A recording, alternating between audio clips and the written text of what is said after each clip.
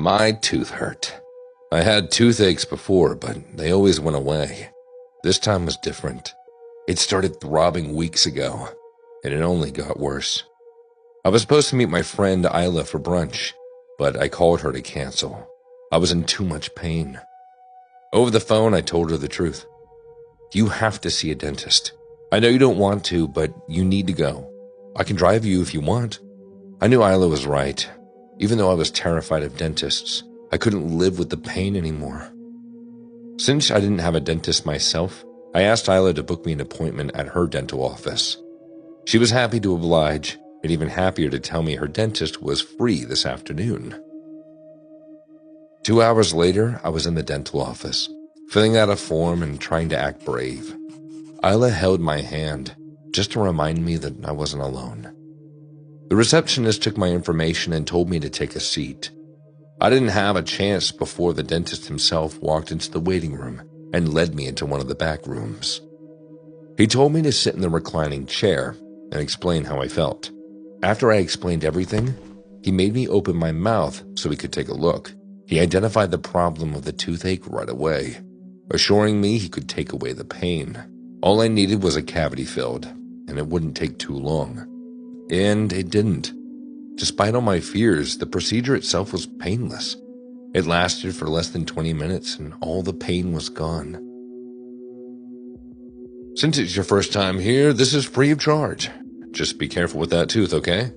I will charge you for any returning visits. Shocked at my good luck, I thanked him and headed back into the waiting room. I didn't understand how a business could make any money if they didn't charge customers, but my only explanation was that he wanted my repeat business. Isla led me back to her car. To celebrate my first visit to the dentist in years, she offered to take me to Swayze's, our favorite bar. I knew that I shouldn't be drinking alcohol right now, but I didn't argue. Even though I was an adult, I couldn't skip out on celebrating. I conquered my fears and was finally willing to come back for more visits, only if necessary, of course. Isla treated me to mimosas. She drank a pina colada herself. We were talking and laughing when an old woman came to our table. What are you looking at? I wasn't looking at anyone. At least, not her. It sounded like she wanted to fight. I tried to defuse the situation and told her that I just had dental work done, so I might be woozy from the medicine. That's why I was probably staring. She didn't seem to care. She pulled back her fist and punched me in the cheek. My mouth filled with blood, and my tooth was throbbing again. I swirled my tongue around, feeling shards of something. I spat them out, revealing pieces of my wounded tooth. I hadn't expected my tooth to break into pieces, but now that it had, I wasn't afraid anymore. All I needed to do was go back to the dentist's office and explain the situation. Once again, Isla went with me. The dentist took one look at me and brought me back into the same operating room. You know, I'm going to charge you this time, right? I nodded. He got work on the jagged stump that used to be my tooth, and this time it was much less pleasant than the first. I really felt him digging around.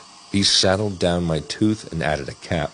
I knew this would be expensive, but at least it took the pain away. He was almost done when I noticed his family photos on the counter. One of the framed pictures showed him and his mother. It was the lady from the bar, the one who punched me. I could have interpreted the events in a dozen ways, but I know that this is somehow connected, and definitely a setup. My dentist's mom wanted to ensure that I returned to the dental office and paid my full share.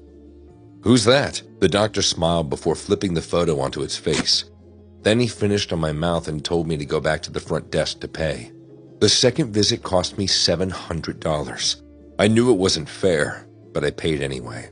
When I went back to Isla, she seemed concerned by my expression. I told her what I'd discovered, and she was even angrier than I was. She suggested that we go back to the bar and confront the old woman. I really didn't want to. I'd rather just go home and take a nap. But when Isla gets like this, there's nothing you can do. So I followed her to the car to take me back to the bar. The old lady was playing pool by herself. She looked surprised to see us so soon. I know why you punched me. She just laughed. My son's got to make a living somehow. I'm tired of all the freebies.